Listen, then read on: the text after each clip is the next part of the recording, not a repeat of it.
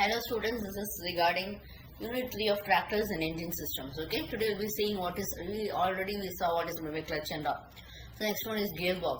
So what is gearbox? You have a combinations of gear wheels, and by this what happens, the movement is being transferred from one shaft to another. Okay, so we have two sets of gears in the conventional gearbox. One is the input one and another one is output one.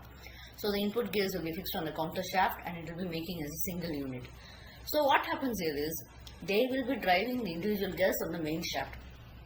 So they will be rotating freely on the bearings. Okay, thus the gearbox passes the drive to the wheels depending upon the gear. So which gear is meshing with the main shaft, based on that only you will be getting your speed. Okay.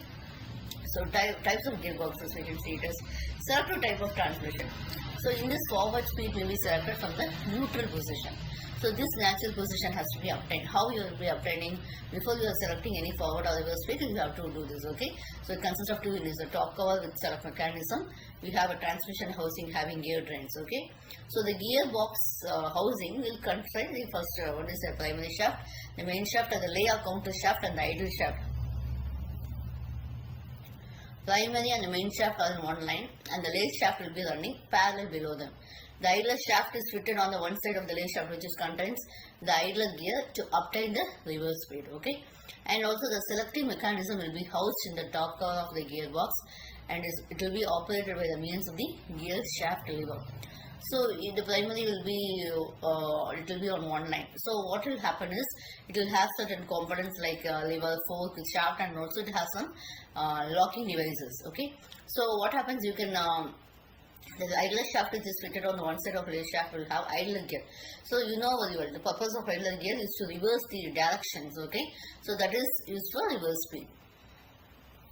So planetary type transmission ones, this also we have learned in your previous semester, epicyclic gear trains, isn't it? You have a sun and a planet. Okay, so in the sense, sun will be at the center and the planets will be the rotating. So planetary gear consists of a ring gear, a sun gear, and the planet gears will be the gear here.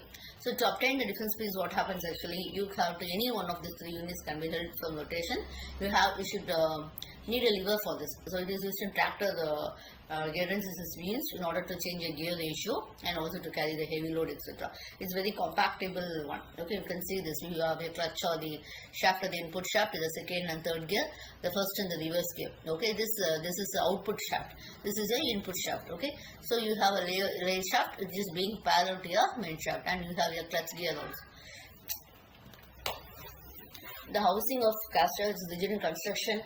Is usually in the main and the counter shaft are parallel, but there are cases where the shaft is in transfers. The upper shaft is the main shaft, the lower one is the counter shaft. Okay, so the gears on the lathe shaft are fixed, whose the main shaft will be sliding to with the suitable gear on the counter shaft. This is a constant gear shaft. You can have your clutch shaft, we have your counter shaft, we have your dog clutch, reverse gear, and the main shaft. Okay, so the constant mesh transmission will have the parallel shaft to each other, and they will be in constant mesh. So we get it as a constant gear. You can see this.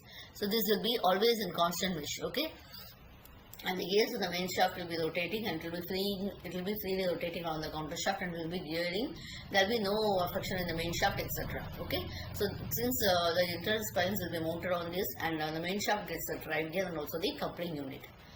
Next one is your synchro mesh gear drive. Okay, it's basically a constant mesh transmission with extra device called a synchronizer. What is synchronizer work?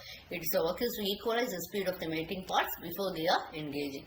So this is common in automobiles and rarely used in tractor transmission. Okay, you can see this.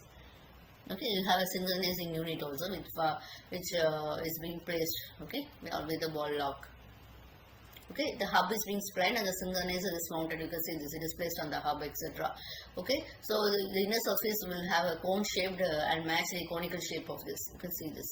The sleeve is moved towards the gear, pushing the blocking ring to the left. Okay, when the blocking left will be moved to the right side, and also the ring contacts the shoulder and begins to synchronize the two parts. Okay, so will be the gear tooth will be sleeve tooth will be passing through the blocked ring teeth. Okay, because both will be rotating in the same speed and mesh.